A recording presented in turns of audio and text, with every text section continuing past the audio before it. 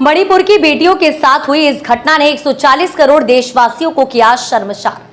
लखीमपुर खीरी में कांग्रेस के वरिष्ठ नेता दीपक बाजपेयी ने मीडिया कर्मियों से वार्ता के दौरान बीजेपी सरकार पर जमकर निशाना साधा।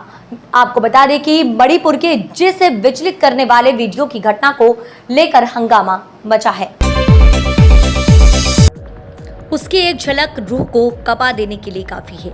यकीन नहीं करना मुश्किल है कि आज दुनिया में ऐसी भी घटनाएं हो सकती हैं। अपराधियों की उस भीड़ के दुस्साहस को देख कोई कह सकता है कि वह इंसान नहीं जानवर है, लेकिन ये ऐसी घटना है जिसे देख लगता है कि इंसानों से ज़्यादा शरीफ जानवर है। छाउच चौराहा स्थित कांग्रेस कार्यालय लखीमपुर खीरी कांग्रेस के वरिष्ठ नेता दीपक बाजपेयी के साथ अन्य पदाधिकारी और कार्यकर्ता मौजूद रहे। लखीमपुर खीरी में इस वक्त हम कांग्रेस कार्यालय में मौजूद हैं, जो कि आपको बताना चाहेंगे कि मणिपुर में एक घटना हुई है। उस घटना के संबंध में हमारे साथ में कुछ कांग्रेस के कार्यकर्ता या पदाधिकारी मौजूद हैं। इनसे हम जानेंगे कि इस घटना पर क्या कहना चाहते हैं। जी वैसे बताइए, मणिपुर में जो घटना हुई है उसके संबंध में आप क्या कहना चाहते हैं? देखिए, मणिपुर लगभग 3 महीने होने को जा रहे हैं और बहुत दुर्भाग्यपूर्ण तरीके से मणिपुर में जो दंगे हुए वहाँ आदिवासियों के ऊपर, महिलाओं के ऊपर, बच्चों के ऊपर अत्याचार होते रहे हैं। 3 महीने से लगातार हो रहे हैं, लेकिन वहाँ मणिपुर की भाजपा की वीरेंद्र सिंह सरकार और देश की मोदी सरकार अपने मुंह में दही जमाए कर बैठी है। ऐसा लगता है कि देश में और मणिपुर में सरकार नाम की कोई चीज़ नहीं है और ये संवेदनहीन लोग हैं। और मैं तो एक कदम आगे बढ़कर ये कहना चाहता हूँ कि दंगे भारतीय जनता पार्टी की ताकत बनते हैं। दंगे कराने से उनकी ताकत बढ़ती है। और इससे भी बढ़कर मैं एक बात और कहना चाहता हूँ कि मोदी सरकार अस्तित्व में आई थी तो मोदी जी ने स्वयं देश के सामने एक चुनौती रखी थी। लोगों ने उसे नारा समझा था, लेकिन अब धीरे धीरे देश समझ रहा है कि वो एक चुनौती है। उन्होंने कहा था बेटी बचाओ, तो आज लोगों को समझ में आ रहा है कि बेटी बचाना है मणिपुर के भाजपाई दंगाइयों से, बेटी बचाना है भाजपा के ब्रजभूषण शरण सिंह जैसे सांसदों से, बेटी बचाना। दरअसल वो मोदी जी ने देश के सामने चुनौती रखी थी कि बेटी बचाओ। जैसे कि अगर कांग्रेस की सरकार न होती तो क्या कार्रवाई होती लोगों को या नहीं होती? तो निश्चित रूप से कार्रवाई होती है और कांग्रेस की सरकार में जब भी कहीं पर कोई गैर कानूनी काम हुए हैं तो कांग्रेस की सरकार ने सख्त कानूनी कदम उठा करके कार्रवाई की है और दोषियों को जेल भेजने का काम किया। इनका कहना है वैसा का कि अगर कांग्रेस की सरकार होती दोषियों के खिलाफ सख्त कार्रवाई की जाती। और आइए जानते हैं, हमारे साथ में और भी वैसा यहाँ के इनसे भी जानेंगे कि ये क्या कहना चाहते हैं। जी वैसा बताइए, क्या नाम आपका? देवेंद्र कुमार पंकज हूँ। क्या है कांग्रेस के पदाधिकारी हैं? क्या है? जिला अध्यक्ष रहा हूँ कांग्रेस का और हमने प्रभारी भी थे। अभी वर्तमान में अध्यक्ष है हम, प्रभारी भी रहे थे।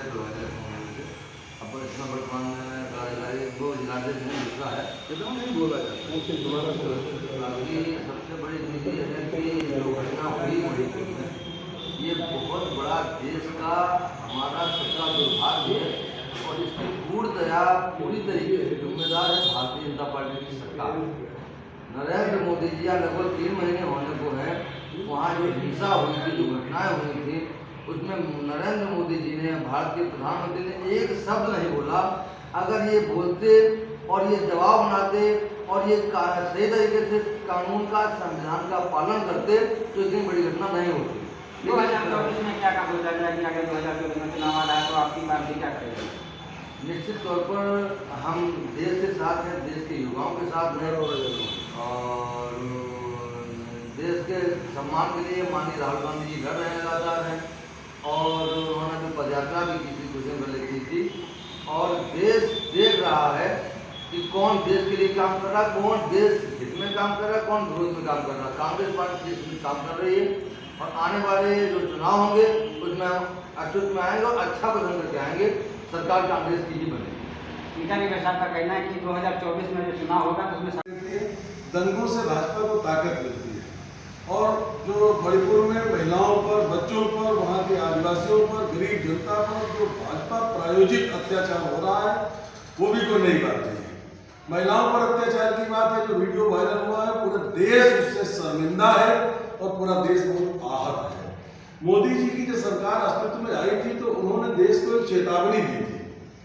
लोगों ने उससे मोदी जी का नारा समझा था, लेकिन आज समझ में आ रहा है वो नारा नहीं है, वो एक चेतावनी थी। मोदी जी ने कहा था बेटी बचाओ, तो उसका अर्थ था कि बेटी बचाओ भाजपा के ब्रजभूषण शरण सिंह जैसे सांसदों से, चिन्मयानंद और तमाम भाजपा नेताओं के द्वारा जो महिलाओं पर अत्याचार हुए हैं, उनका यौन शोषण हुआ है, पूरा देश जानता है। उसके वीडियोज भी वायरल हुए, देश की अदालतों में मुकदमे चल रहे हैं। तो ये चुनौती देश के सामने उन्होंने पेश की थी कि हमारी पार्टी के नेताओं से अपनी बेटी बचाओ, जिसे लोगों ने नारा समझा था।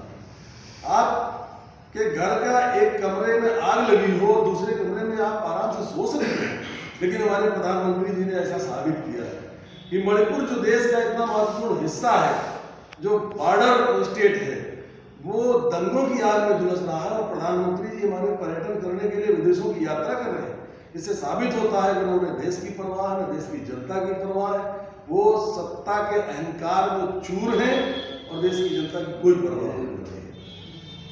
वरिष्ठ नेता दीपक वाजपेयी, कांग्रेस के नेता वरिष्ठ दीपक वाजपेयी ने बताया कि जो कि मणिपुर में घटना हुई है, पूरे उत्तर प्रदेश में चर्चाएं बनी हुई हैं, जो कि अगर मेरी भी कांग्रेस की सरकार होती तो वहाँ पे दोषियों को कार्रवाई की जाती, दोषियों के ऊपर सख्त से सख्त कार्रवाई की जाती। KPP न्यूज़ के लिए मासूम अली, लखीमपुर।